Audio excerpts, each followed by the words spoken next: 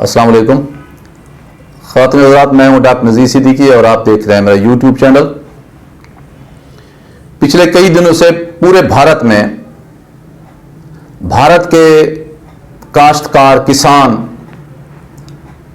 एक नए कानून के खिलाफ एहतजाज कर रहे हैं, जिसकी रूह से भारत में अब हुकूमत की बजाय ये काश्तकार या किसान अपनी फसलें खुली मंडी में फरोख्त करने पर मजबूर होंगे, जहां की माफिया इनसे अपनी मर्जी के मुताबिक कीमतें देकर उनकी अजनास लेंगी, जिस पर पूरे भारत में एहतजाज का एक सिलसिला शुरू हुआ। जाहिर है इसमें सिख भी शामिल हैं और हिंदू भी शामिल हैं, लेकिन इस जो तहरीक के जो क़यादत कर रहे हैं वो लोग वो ज़्यादातर सिख हैं, क्योंकि मशरकी पंजाब जो है वहाँ करोड़ों सिख रहते हैं जो बुनियादी तौर पर अब किसान होने को अपने लिए बड़ी फख्र और एजाज की बात समझते हैं। तो ये तहरीक अब आहिस्ता आहिस्ता एक ऐसी शक्ल अख्तियार करती जा रही है कि जहां के प्लेटफार्म से बहुत सारे सिख रहनुमा अपने सामीन को और अपनी कौम को और मीडिया के जरिए पूरी दुनिया को तारीख के वो तलख हक़ाइक़ बता रहे हैं जो शायद हो सकता है अब तक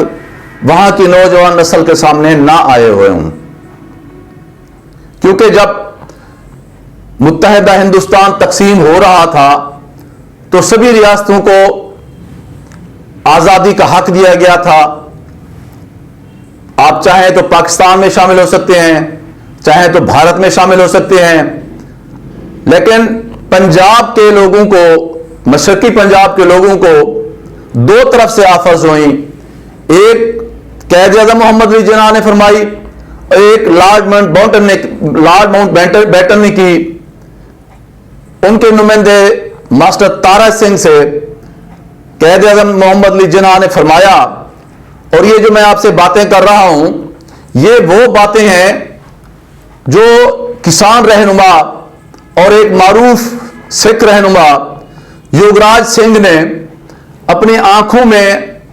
आंसू भरते हुए कौम से एक जलसे में, एक एहतजाजी तहरीक में किसानों के एक इज्तिमा में खिताब करते हुए की है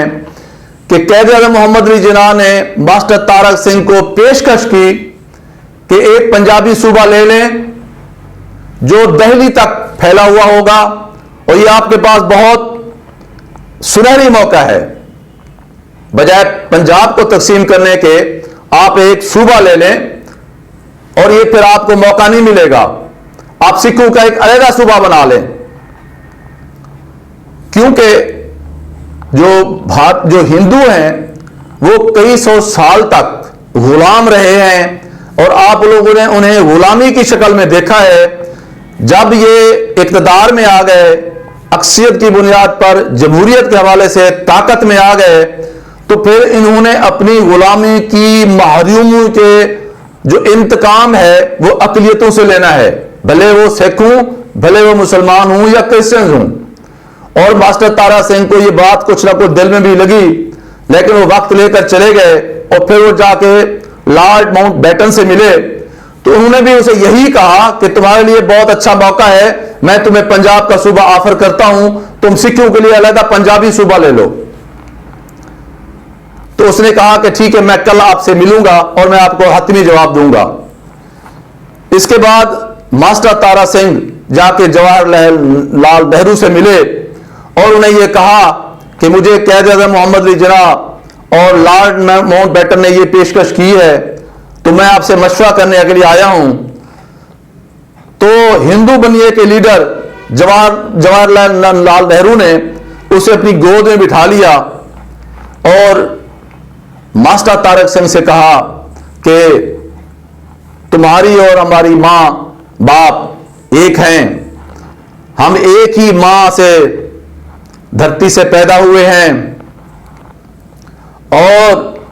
उसने तारा सिंह की दाढ़ी को हाथ लगाया और कहा, आप तो हमारे बुजुर्ग हैं, हम तो आपकी सेवा यानी खिदमत करेंगे। पंजाब हमारी मां है, पंजाब ही हमारा बाप है, आप तो हमारे माँ बाप हैं, सब कुछ ही आप हैं, आप हमारे साथ रहें, हम आपकी हर लिहाज से इज्जत, तकरीम और वकार का ख्याल रखेंगे, हमारी बहुत सारी कदरें मुश्तरक हैं। जवाहरलाल नेहरू ने ऐसे सब्ज बाग दिखाए कि तारा सिंह गुमराही का शिकार हो गया और अगले दिन जाके उसने लॉर्ड माउंटबेटन से कहा कि मैं भारत के साथ रहना चाहता हूं। उसने काफी समझाया कि फिर तारीख ये तुम्हें बार बार मौका नहीं मिलता, अपनी कौम की आजादी के लिए तुम्हें कभी माफ नहीं करेगी। लेकिन तारा सिंह ये बात नहीं माने और उसका नतीजा सिखों ने पिछले 70 साल के दौरान परेशानियों, मुसीबतों और कत्ताल की शक्ल में भुगता है और अब भी भुगत रहे हैं। कभी उनके गोल्डन टेम्पल पर हमला हुआ, कभी इंदिरा गांधी के कत्ल के रद्द अमल में हजारों लाखों सिखों को पूरे भारत में चुन चुन कर कत्ल किया गया। अब उनकी किसानी के नाम पर, काश्तकारी के नाम पर उनकी मां जमीनें छीनी जा रही हैं या उनको बेवकार बनाया जा रहा है। यही वजह है अब किसानों के जो बुजुर्ग हैं, सिखों के जो बुजुर्ग हैं, ना सिर्फ वो तारीख से हकायक ढूंढ ढूंढ कर अपनी आने वाली नस्ल को सच बता रहे हैं, बल्कि क़ायद-ए-आज़म मोहम्मद अली जिन्नाह की वो जो दानिश और फहम फरासत और मुस्तकबिल में झांकने की जो सलाहियत थी, उसे भी बता बता कर उजागर कर रहे हैं। और इस पर पाकिस्तानी कौम को फख्र है कि हमें कैसी क़यादत और लीडरशिप मिली क़ायद-ए-आज़म मोहम्मद अली जिन्नाह की सूरत में कि हमने